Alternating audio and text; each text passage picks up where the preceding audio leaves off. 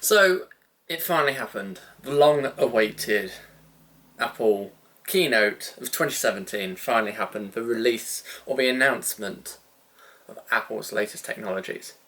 Now, obviously, the key feature everyone was waiting for was the iPhone 8 and the iPhone X or the iPhone Edition, whatever they were going to call it at the time. No one actually knew.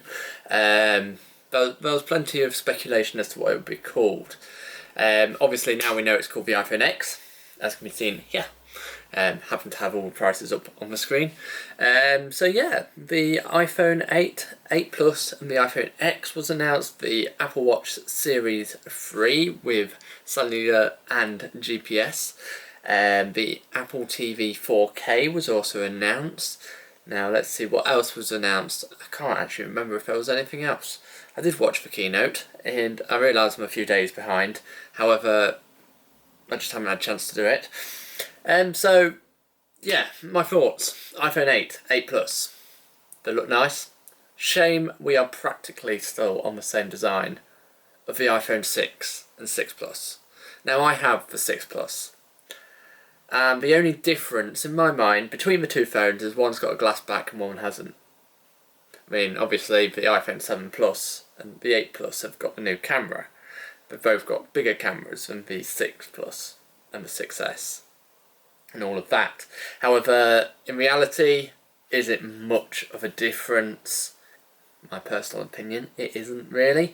However, they do still look nice. They have wireless charging, which is amazing. Finally, Apple, you'd like listening to people and getting wireless charging for us all.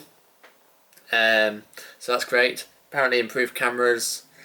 Still got the dual camera on the 8 Plus. It's a shame that the 8 hasn't now got it, since the whole idea of the 7 Plus was that was what it was selling, but oh well. So you haven't got portrait mode on the 8 still, which is a shame that they haven't brought that over. 3D Touch still works. They even have a 6-core processor built in. 6 cores. Now, that is pretty decent for an iPhone. Bearing in mind how fast an iPhone can be. I'll admit mine's gone slow, but it's a 6 Plus, so it's quite old. It's running iOS 11 GM, so it's going to be a bit slow now. It's getting old. Faster than an SE? No, 5S, sorry. SE's got 6S tech. What's 6 tech? I can't even remember. This is a bit of a light-hearted conversation here. The iPhone X looks absolutely amazing. Absolutely amazing. But where is the blush gold? Seriously? Come on, Apple. I wanted more than just 2 colours. Wanted blush gold in there too. You managed to do it on the iPhone 8. Not the iPhone X though. And we still have to wait until the 27th of October to actually pre-order it. Now if you're watching this, pre-orders for the iPhone 8 have probably already released, bearing in mind they go live in 11 hours for me right now. So the 8 Plus and the 8 pre-orders go live tomorrow, ships in a week's time. So on the 22nd you'll be getting your shiny new iPhone 8 and 8 Plus. The iPhone X is the 27th of October for pre-orders and the 3rd of November for delivery, which will be pretty amazing. I am tempted with the X, but I'm not entirely sure yet. Might more than likely get hold of the 8 Plus for review purposes and see how I feel about it, and go from there. I do feel, though, that Apple have let us down. I mean, they've got Face ID in the iPhone X, but what about Touch ID? Some people still prefer Touch ID. I mean, with all the previous issues with Samsung, with the whole fact with Samsung S8, apparently you can unlock your phone with a photo of yourself. Even though Apple have said that the iPhone X cannot be fooled by anything, even Hollywood masks of yourself, still don't feel like I fully 100% trust it. So that is a bit of an issue in my personal opinion, but we'll be fine on that. I'll probably still get it because it still looks cool and it's nice. The only other issue I've got is it's basically a squashed iPhone 6 Plus or 7 Plus or 8 Plus, whatever you want to call it. So you are missing like the cutout at the top, which does look good. The fact that it's a bezel-less design is pretty amazing, but it could be better. Face ID looks good. Animoji, poop animoji is completely bonkers, but yeah, it could really work well. Both phones support ARKit out of the box, which is amazing, bearing in mind you can play games in augmented reality and many other things. I'm sure many developers will come with many different ideas to use that to its full potential. My thoughts on the prices. Right, so I think you'd be stupid not to have believed the reports that the iPhone X was going to be over $1,000. Well, I'm quite lucky that it's $999, so it's just under. But still, it is at that £1,000, $1,000, whatever mark you want to call, for £1,000 over in the UK, which is another bugbear of mine.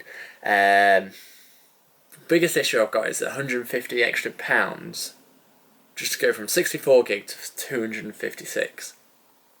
Same with both phones. So the iPhone 8 starts at $699, the iPhone 8 Plus I believe was $799. Add another £150 onto there, and you've got nearly £1,000 phone on the 8 Plus. Which then you have to think, if I'm getting the 8 Plus, do I get the iPhone X? Personally, I'd say just do it. Seriously, just do it. But at the same time, I'll say no because I want to be able to buy one.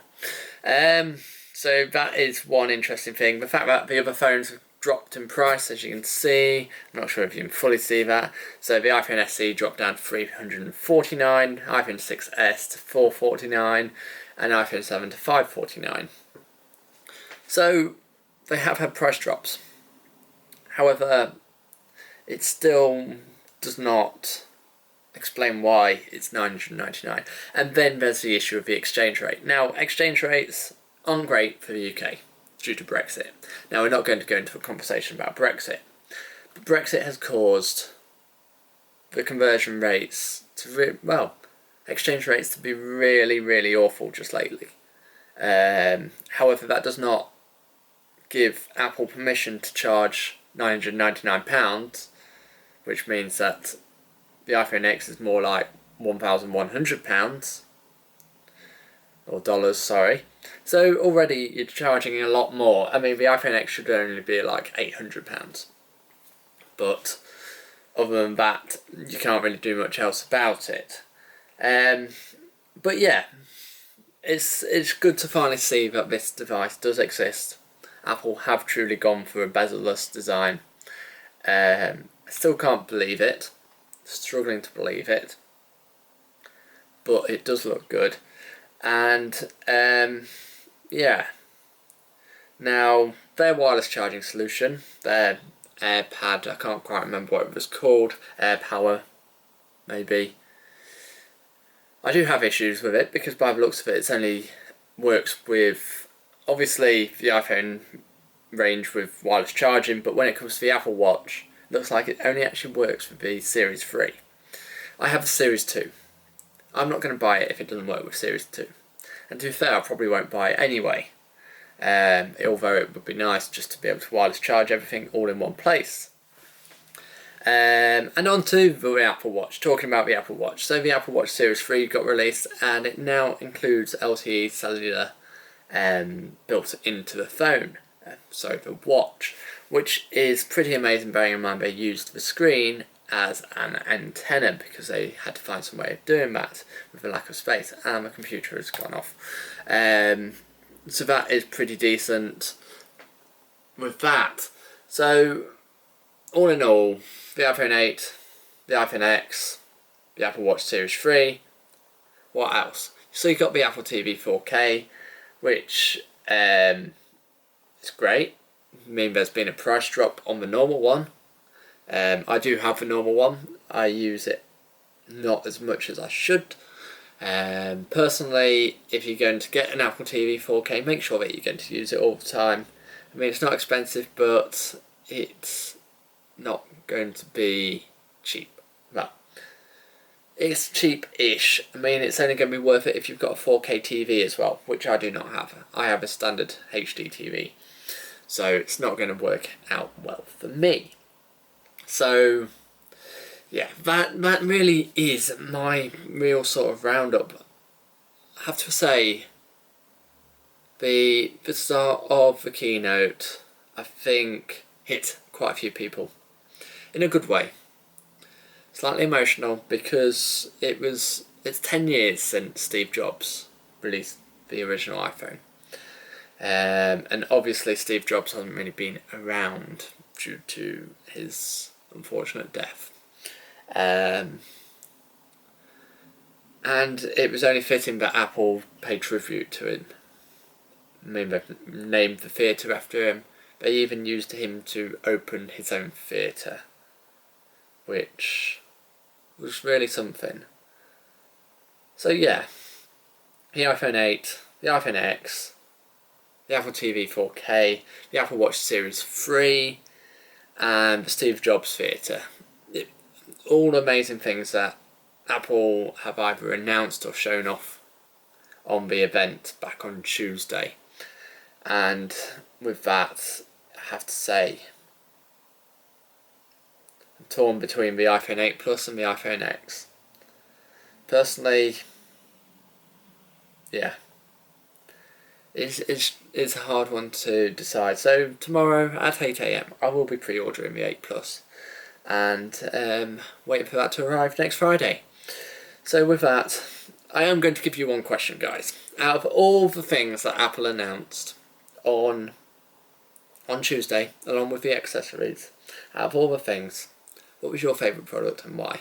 If you've got no favourite product because you hate Apple, well, go ahead, put your own comments in there. I wouldn't say I'm an Apple fanboy, I just like how polished their products are. I just like how they work. I'd be open to trying Android, I just don't have an Android device. So yeah, anyway, with that, guys, that was my thoughts on the Apple event and the products that were released. Hope that was informative enough for you guys, and we'll see you in another Tech Bite. See you later.